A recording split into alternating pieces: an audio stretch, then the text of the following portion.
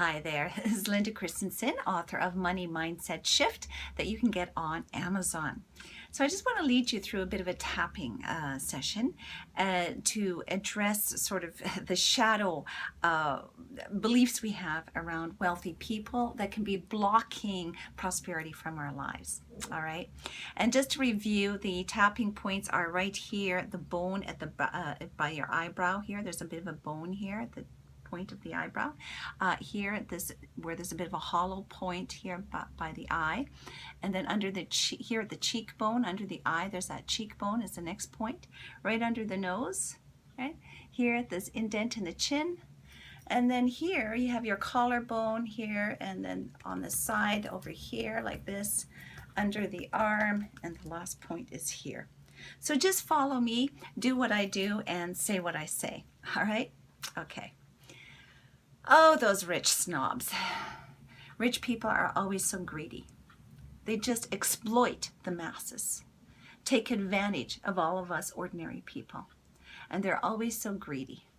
They're totally self-centered. All they think about is themselves. Greedy, selfish, obnoxious, demanding, totally controlling the world, all at our expense and the expense of the planet. I don't want to be like that. I don't want to be like those rich people who are ruining everything for everybody. No, I don't want to be like that. That's what money does, doesn't it? Money corrupts you and makes you into somebody obnoxious. You know, the classic Donald Trump. Who wants to be like that? I don't.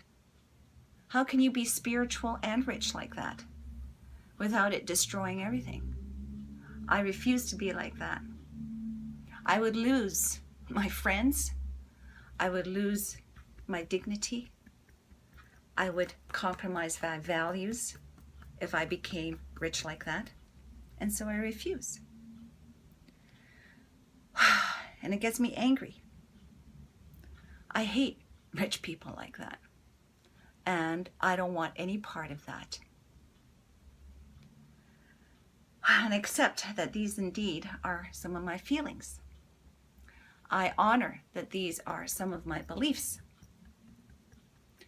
But I now want to be open to the possibility that perhaps I don't have to be like that. Perhaps to be wealthy doesn't mean you have to be selfish. To be wealthy doesn't mean you have to be destroying the planet. Perhaps if I were wealthy, I could do more good in the world. I would have more resources to give. I'd be in a better place of being able to shine my gifts in this world.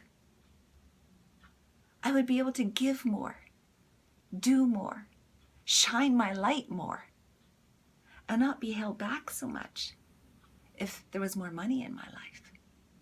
So perhaps it could be an idea to be open to being wealthy, to be open to prosperity, that it doesn't actually corrupt you. Money isn't necessarily evil. It is a neutral tool. It's neutral, just like a knife. Can be used for good, can be used for evil. Money actually just amplifies who you already are. Good people, if they get money, they can be more generous. Good people who have money do more good in the world. Greedy, miserly people who get more money just hoard more of it and stash it away in a corner, never to be used, and it's just being wasted. That is truly a worse evil, is not using that money for anything, not spending it on anything that brings prosperity to others. So the more I receive, the more I can give. And that's how it's meant to be in this world, is a flow of giving and receiving. And I'm open to that. I am open to receiving and giving more. I am open to my generosity expanding, opening up, because I'll have more to give. And I look forward to that. And I also realize that there are some lessons to be learned. That rich people maybe have some things to teach me. For one thing, rich people know what they want. They're very clear. They're very clear on what they want. And they ask for it. And they go and get it. They negotiate. They don't hide in a corner and kind of just dream and never do. No, these are people who take action. And maybe I could take more action. I could maybe be clearer on what I want and more committed to going out to get it and to negotiate, to ask for what I want. And yes, they can seem sort of arrogant, but maybe they're just really fully in their power. And perhaps I can learn that from wealthy people, how to really own my power, to be really clear on my boundaries, on what works for me and what doesn't work for me. I think that perhaps I could be more receptive to that, to be stronger in my boundaries in my life, on what works for me.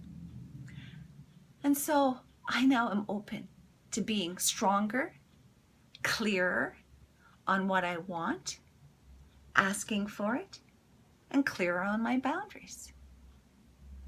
And also another thing about rich people, they know what they're worth. They're not going to let themselves get underpaid. They're clear on the value they bring to the table. And that's something else I can learn from rich people. That I shall honor my value as they honor their value. That I know my worth. I claim my worth. And I activate my worth. I put my value out in the world so I can be rewarded for my value. So there are some lessons I can learn here about rich people that I can bring into my life. To honor my value, to be clear on what I want, to take action and own my power to get it. All so that I can more fully shine my light. All that I can more fully activate my worth and value and bring it into this world. Bring my giftings, my insight, my wisdom, my expertise, my hard labor, and to bring it all into this world and then receive the reward that I should be deserving of it. And I am deserving. And so I'm open to this. I'm open to this.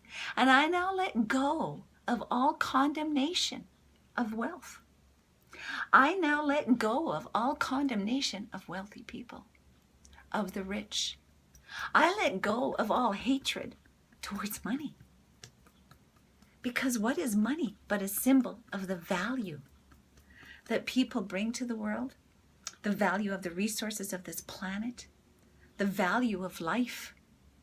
And money actually should be seen as something holy and sacred. And I need to honor that.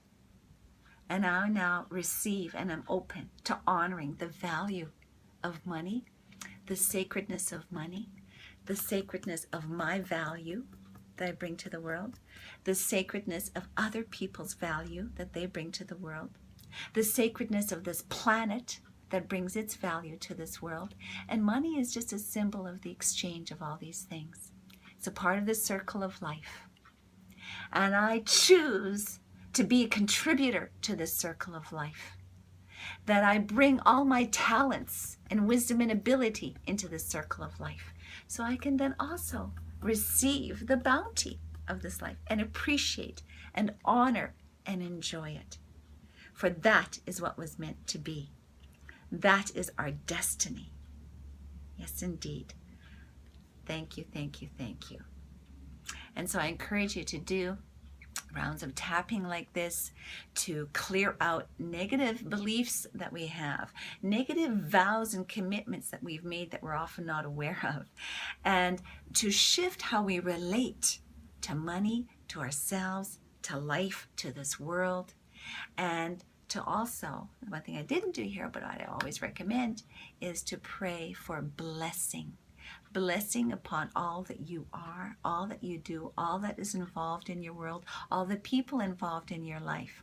That you be a channel of divine blessing into this world, because we are all meant to live with bounty, with abundance, with joy, peace, happiness, health, and wealth. That is what's meant to be for all of us. That is the divine plan that is there by design. And it is we who mess it up and block it up. So let's get in alignment with our destiny of abundance. Namaste.